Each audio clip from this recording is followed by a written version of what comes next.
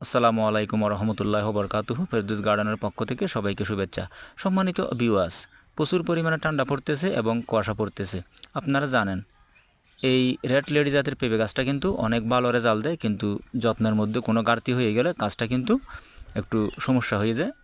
তো আপনারা কি করবেন, যদি গাছে যদি প্রচুর পরিমাণে ফল থাকে অর্থাৎ পেঁপে থাকে, তাহলে আপনারা গোড়া পরিষ্কার করবেন। গোড়া পরিষ্কার করার পরে সপ্তাহে 2বার পানি দেবেন।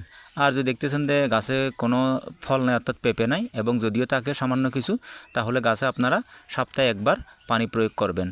তাহলে কিন্তু আপনাদের গাছটা সমস্যা হবে না। আরেকটা সমস্যা হচ্ছে কি, প্রচুর পরিমাণে যখন কুয়াশা পড়ে তাহলে কিন্তু এটাতে 2টা রোগ আসে। একটা হচ্ছে মহালাগা আর একটা হচ্ছে মিলিবাগ। সাদা সাদা একটা পোকার মতো দেখা যায়, কিন্তু হাত দিলে এটা উড়ে উড়ে চলে যায়। আরেকটা কথা হচ্ছে কি, ডাগ্গুর মধ্যে মানে কালো কালো ছালির মতো দেখা যায়, অর্থাৎ ছাই, চুলোর মধ্যে যে ছাই থাকে ছাইয়ের মতো দেখা যায়। তো ওইটার জন্য আপনারা কী করবেন, ক্লোরোফাইরিফস ওষুধ স্প্রে করে দেবেন।